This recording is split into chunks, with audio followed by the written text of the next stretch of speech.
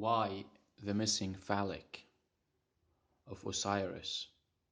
Do you remember the story, the myth, that Osiris had a fight with Typhon and Typhon scattered his body parts into 4 pieces and scattered them around, and Isis looked for them and found 13 of them, and only one part was missing, the phallic, the male part. Why is that? This story is in other cultures as well, but let's just stay with the Egyptian version. It's always about the phallic symbol missing because, as we said earlier, it's the lost knowledge, the word. It symbolizes semen retention.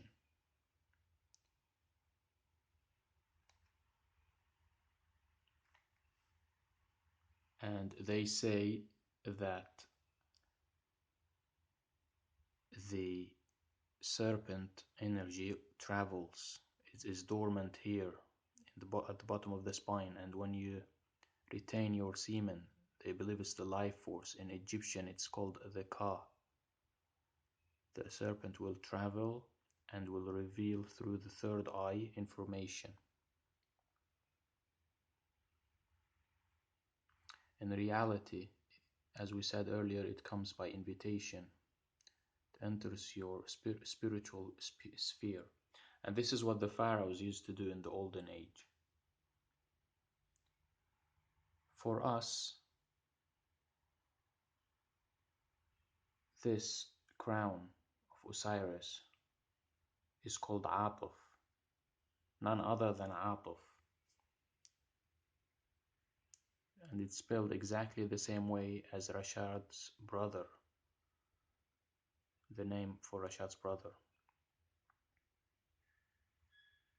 This is how God is giving us a sign that He's fully aware of our disputes. Because we have been disputing, the submitters have been disputing Atuf for a long time, and most recently the issue of circumcision. And this is the answer for circumcision and Atuf at the same time.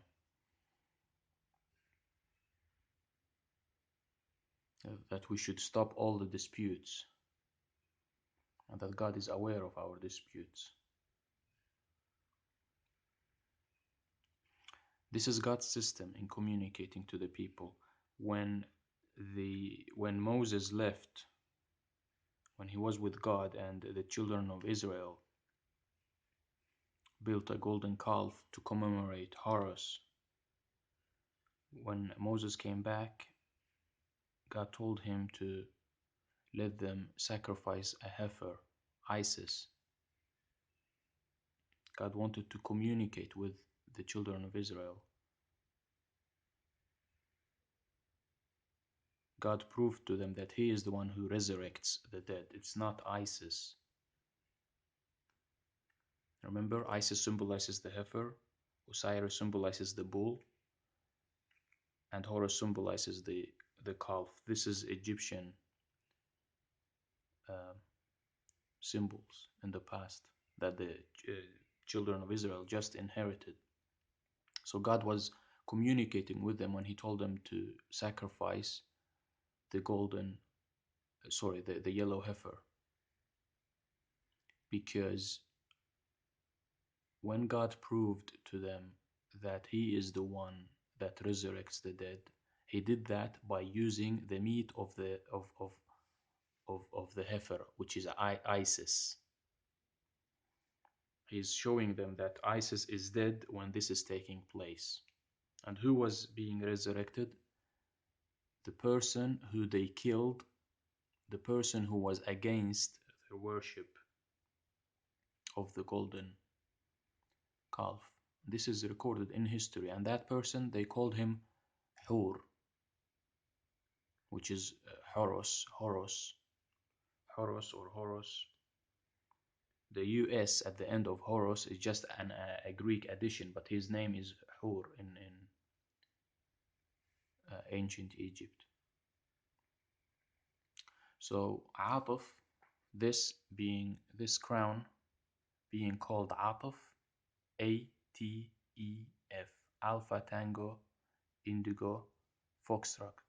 It gives us a sign that God is telling us that He is aware of our disputes. And this, by the way, looks exactly the same way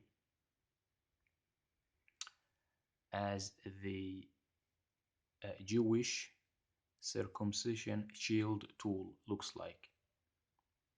If you look on the Jewish circumcision shield tool, these two, you will see these two on that one, and they're on top of Osiris' head, just telling us it's just another sign.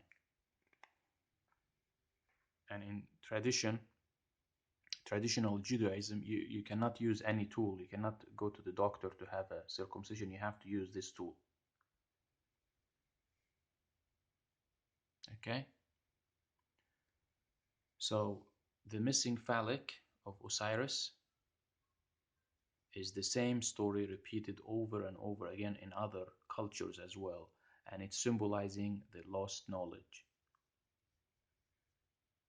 i.e., the fact that you can receive information, knowledge from the serpent if you retain your semen. And the Egyptians symbolize semen retention or sexual transmutation by circumcision. They're the first known culture to have started circumcision.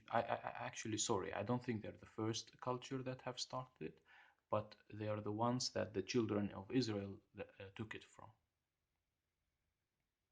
Because previous cultures always were there is only one way. Remember, there's only one way to for the jinn to give information to enter your physical, your spiritual sphere is via semen retention, and this practice has been hidden, kept in secret for many years. And this is one of the examples that we are aware of. So this proves to us two things. It proves to us that circumcision is not from God. It's not a covenant made with Abraham, but the children of Israel just copied it from the Egyptians. And it proves to us that God is aware of our dispute regarding Ataf Khalifa. It doesn't matter what you say, God is aware of the disputes and it needs to stop. If you reverence God, it needs to stop. Because God has answered our most recent dispute about circumcision. It did not come from me. On the 11th of February 2019, God informed me that circumcision is not part of his covenant with Abraham, but it is a conspiracy. Actually, God showed me that it is a conspiracy. It's in an injection into the religion.